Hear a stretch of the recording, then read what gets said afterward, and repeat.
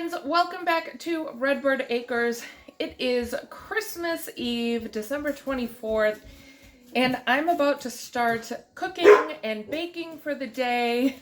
Cody's very excited about it apparently. I am going to make all kinds of snacks and all kinds of good things. Jake and I tend to just, especially when it's just the two of us, we tend to just snack on the holidays. We don't make a big meal and do all of that kind of stuff. We just get some snacks, maybe some summer sausage. I bake up some things. And this is actually the first time, I think, ever in our entire marriage that we have been together on Christmas Eve and Christmas Day. So it's really pretty exciting. So I'm going to bake a whole bunch of stuff up today. Why don't you join me and I'll show you what I got in store.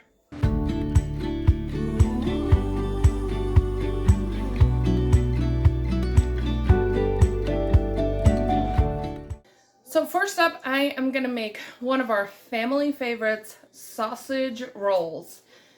So if you've never had a sausage roll, you're missing out. Jake did not understand what they were until we both went to England and he had one fresh and hot from a bakery and he fell in love with them because they're just so good. Basically, it's sausage, breadcrumbs, and puff pastry. That's about it. Super simple to make. I'm ashamed to say that I didn't learn to make them until just a few years ago.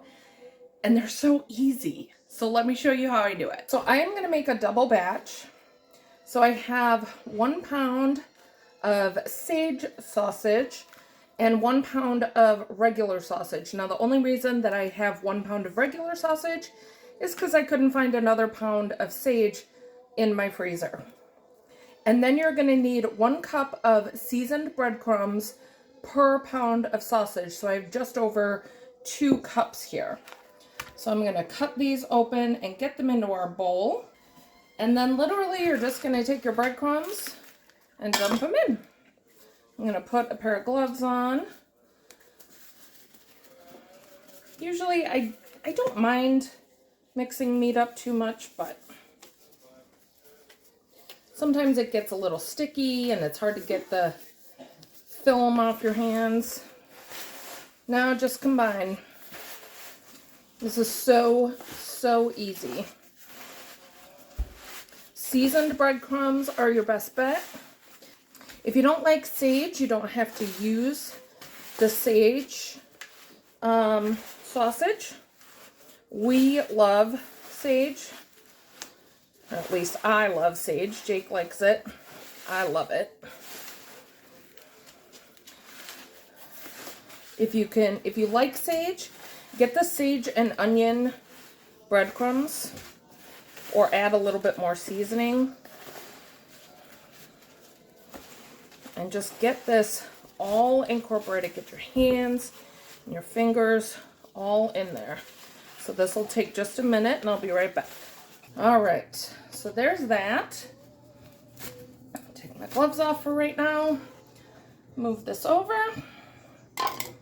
And then you're gonna need a box of puff pastry. This can be sometimes hard to find, especially around the holidays. So I keep some in my freezer. So sausage rolls actually became popular in the 1800s as a street food because it was very cheap. It was a cheap pastry, a cheap meat. And it just kind of stuck, especially with the British culture. So like I said, I'm going to be making a double batch. I'm going to set this over here so that I have my workspace. And I'm going to unroll this. And then I'm going to thin this out just a little bit. So I'm going to grab my rolling pin.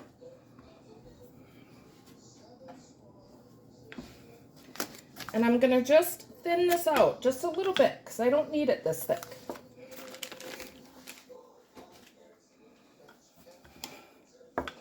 It doesn't need to be very thick. heavy. So we're just going to thin it out just a little bit.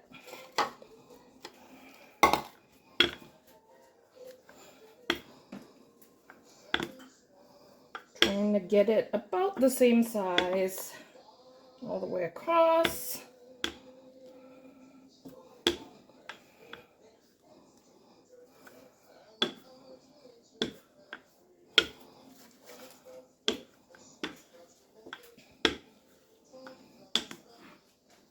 There we go. And then what we're going to do is cut it in half.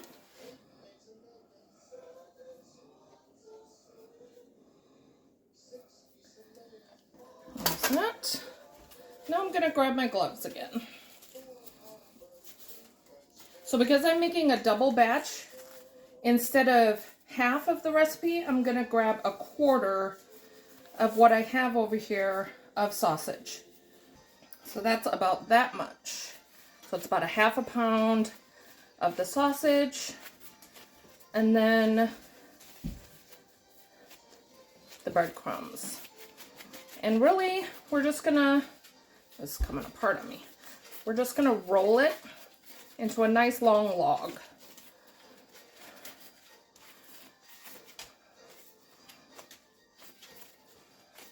I'm already getting warm.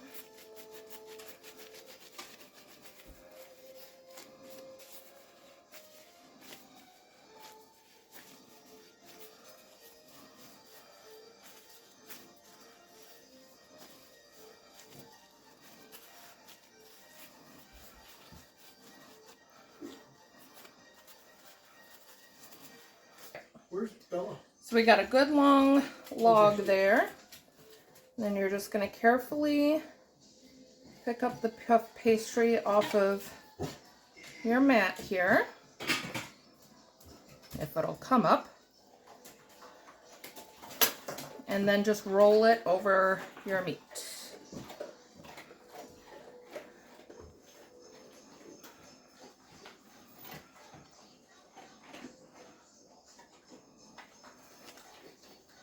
I think mine got a little wet from defrosting. That's okay.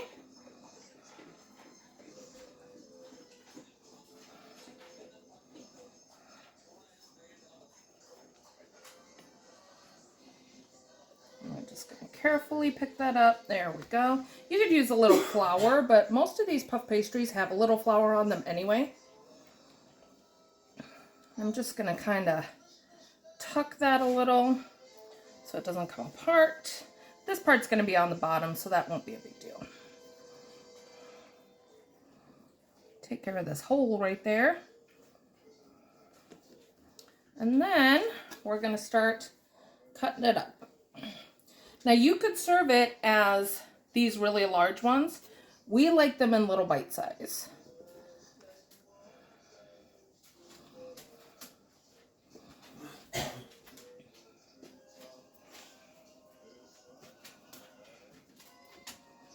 And then you're also going to take your knife and just score the top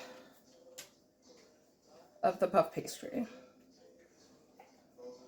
All right, I'm going to get this on my sheet pan. I'll be right back. All right, last step. I have 1 egg. I'm just going to beat this up. What's that egg gonna do to you? You're hilarious, sir.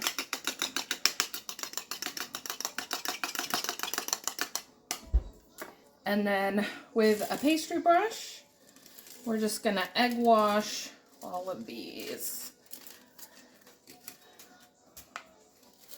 And this is going to help give it that beautiful golden brown. You could also use milk to do this. It doesn't have to be an egg. My oven is preheated at 400 degrees. And these are going to go in, they'll probably, I don't even remember how long they take, 20 to 30 minutes. And that's going to depend on your oven. Some ovens run hotter than others. I know ours runs pretty hot. So I'm probably going to start checking at about 20 minutes. My cutting job was very asymmetrical. There are all kinds of different sizes. That's okay. One size for my mouth, one size for Jake's mouth. Right, babe? I'm sorry, what'd you say? He totally missed it.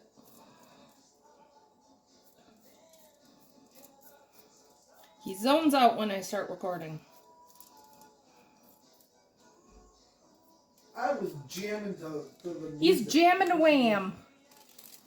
Jamming to the wham. Jamming the wham over there. Hopefully you don't hear that. Because if you hear that, then that means YouTube hears that. So let's hope. All right, there we go. These are going to go in the oven and I'll check them in about 20 minutes. All right, it's been about 25 minutes or so, maybe 30. And look at these.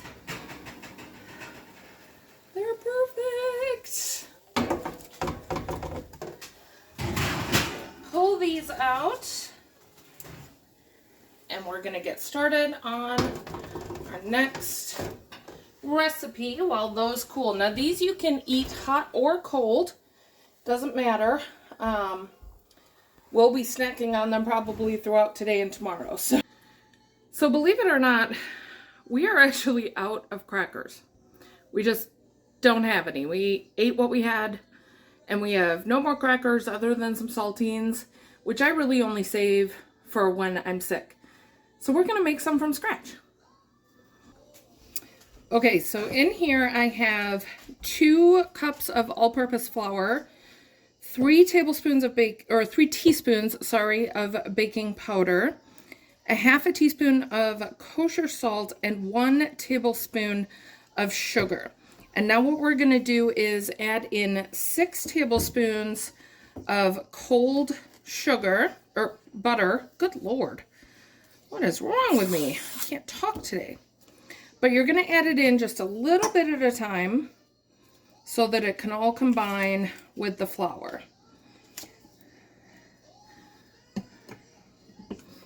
And then just cut it up into little pieces. That's probably about a tablespoon, tablespoon and a half, and pulse it.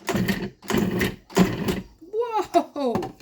Okay, note to self.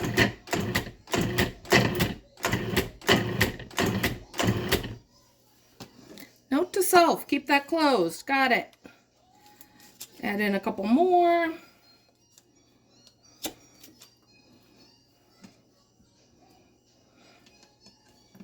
Oh my Lord.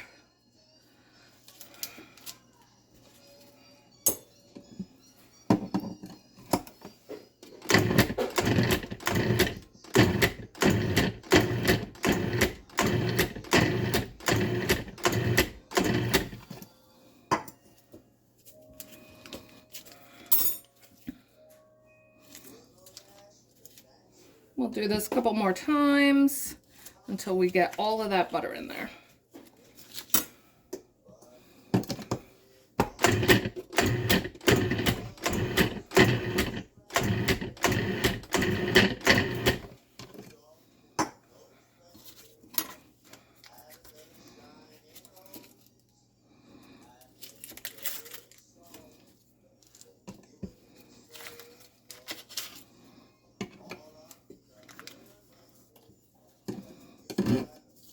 And this is one of those recipes where you want to make sure your butter's nice and cold.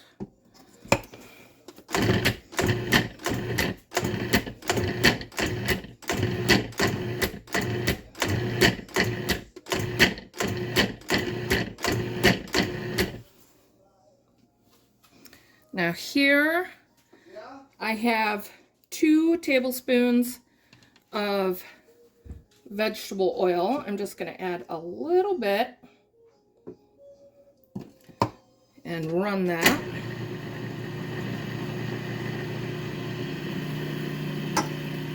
And then I'm going to slowly add the rest.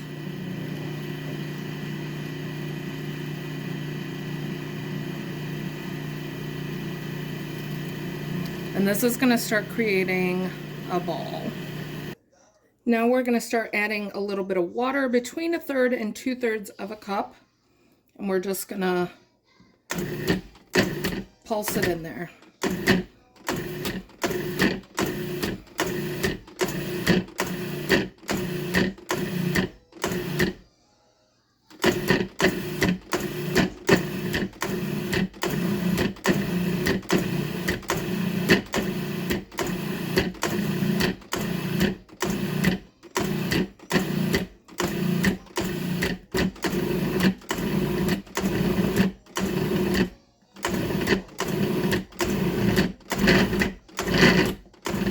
There we go.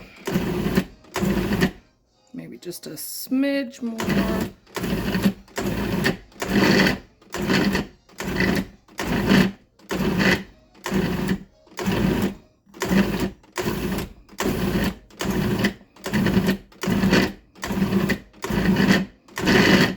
There we go.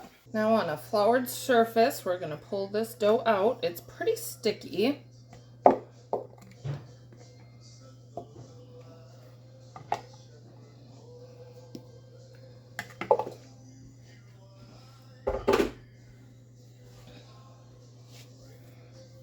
Let me get some flour on my rolling pin here.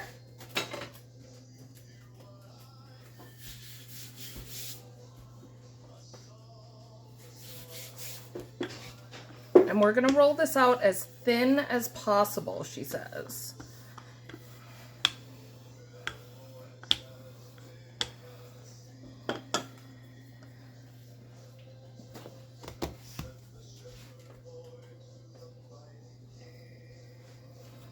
Add more flour if you need to.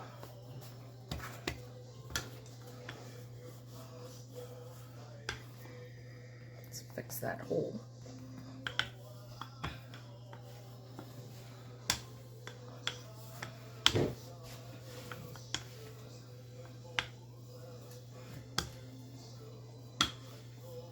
The nice thing is this comes together pretty quickly before a lot of gluten is formed. So it rolls out relatively easily as long as you keep everything floured. Now, she uses a cookie cutter. I do not have a cookie cutter. Believe it or not, I have no cookie cutters. So I'm just gonna make squares. And I believe this is kind of like a pie dough. You wanna move relatively quickly.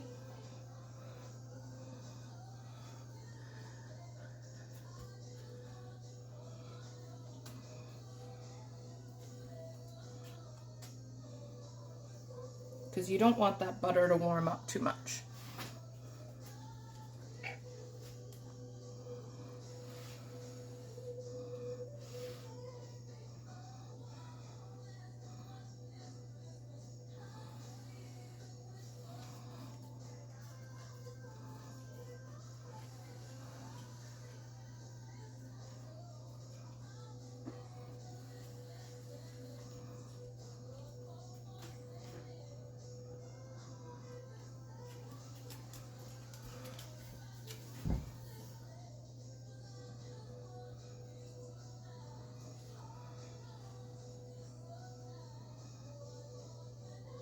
All right, I'm gonna get what I can onto a pan and then we'll combine the rest of the dough and make some more and I'll be back. Okay, I ended up with 2 full sheet pans and we're just gonna poke them. We're gonna poke each one of them with a fork.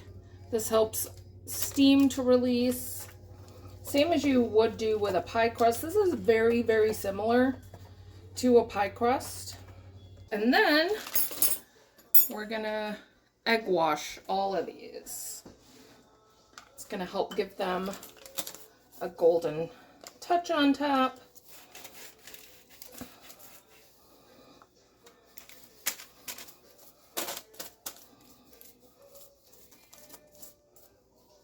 Again, you could use milk if you don't have eggs, if you don't like eggs, if you don't eat eggs.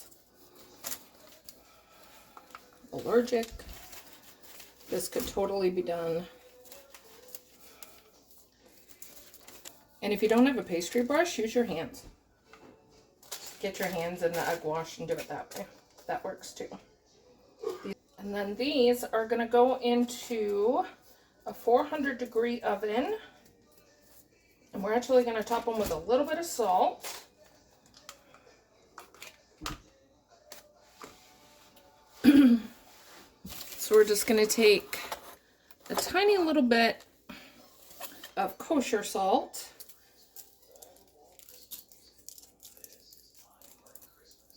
And sprinkle that on top. That is a very, very big piece of kosher salt.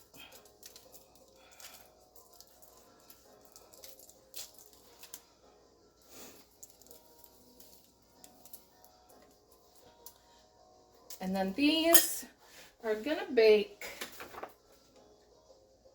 for 10 minutes. So I'm gonna throw them in and I'll be right back. All right, it's been 10 minutes, so let's take these out. A couple of them got a little brown, like this one over here. That's okay.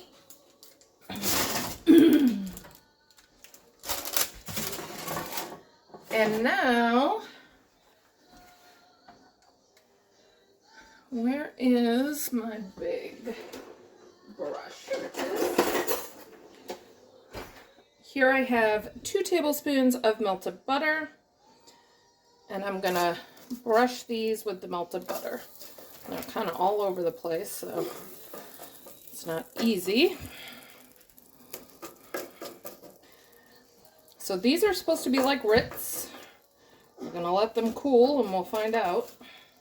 Ritz are one of my favorite crackers ever. And then you could also put a little bit more salt on these too, if you like a lot of salt.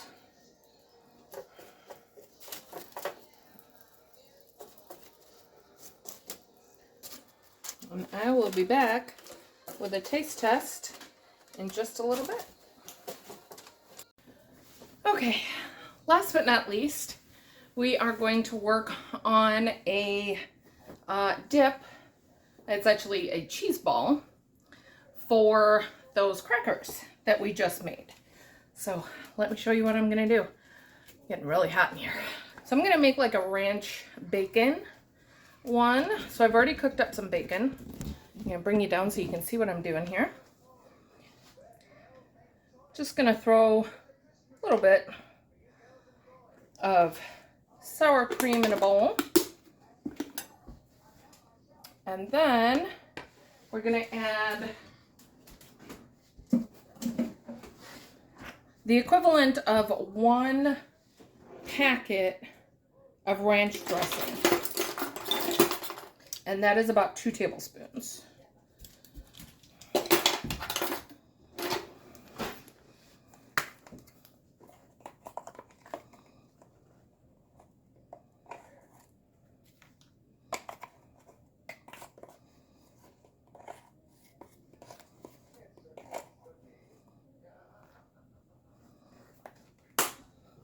Mix that together.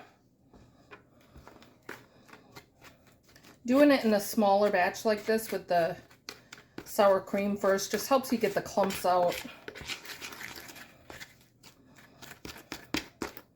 Just get it incorporated with that sour cream. It's going to be like a super, super thick dip.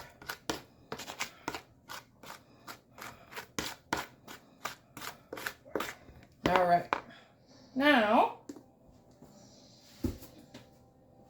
I threw this on the counter while I was cooking so it's nice and soft.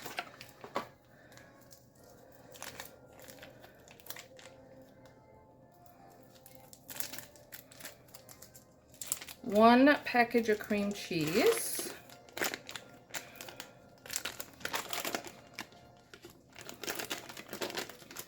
My dogs are very, very interested in what I'm doing today.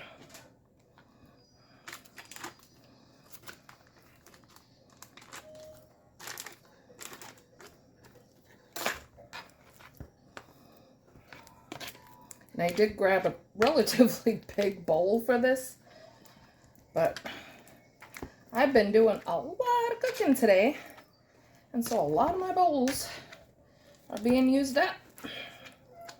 So we're just gonna smoosh this all together. That's why I let it soften, because I knew this would be easier.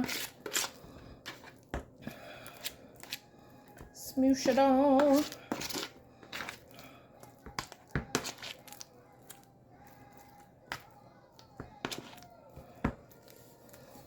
All right, now we need some cheddar cheese, so I gotta get shredding. All right, I shredded until I couldn't shred anymore. Normally, I would use my Cuisinart or my KitchenAid, but they are both dirty. So, throw that all in with the cream cheese, and I'm gonna get a bigger spoon, because this spoon just isn't gonna cut it anymore.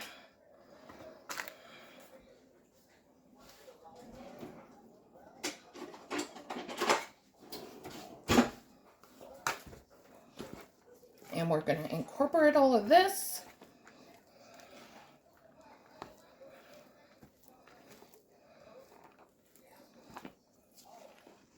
And this is about a half a pound of cheddar cheese.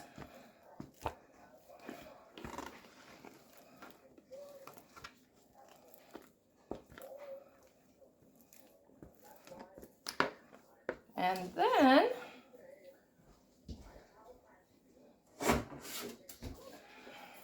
we're going to take some of this crispy bacon, choose some nice crispy pieces here, and we're going to put that right in there as well. Oops. Can you tell my arms are getting tired? I've literally been doing this all day, and I am exhausted. Let's get some more bacon. We need more bacon than that. So Cody tried his first piece of bacon the other day. He'd never had it before. And then when my husband grabbed a piece later that night, he barked at him. He was like, "That's my bacon! Give me some bacon!" He is very invested in this bacon right now.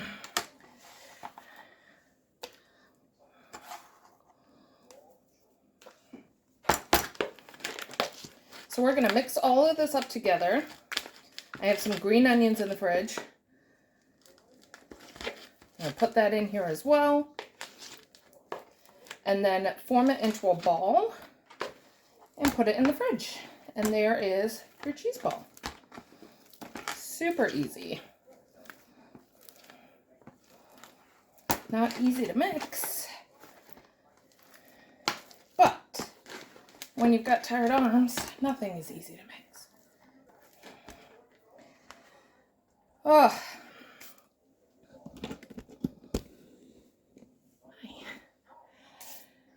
So I did have one other thing on our menu, but that's something that's actually been requested. So this is kind of a test recipe. We'll see how it comes out. And if that comes out well, then that's going to be a video all by itself. So I hope you enjoyed hanging out with me today, seeing all of the stuff that I'm making up for our Christmas Eve and Christmas Day snacks. I wish you and yours a very Merry Christmas, and we'll probably see you before the new year here on Redbird Acres.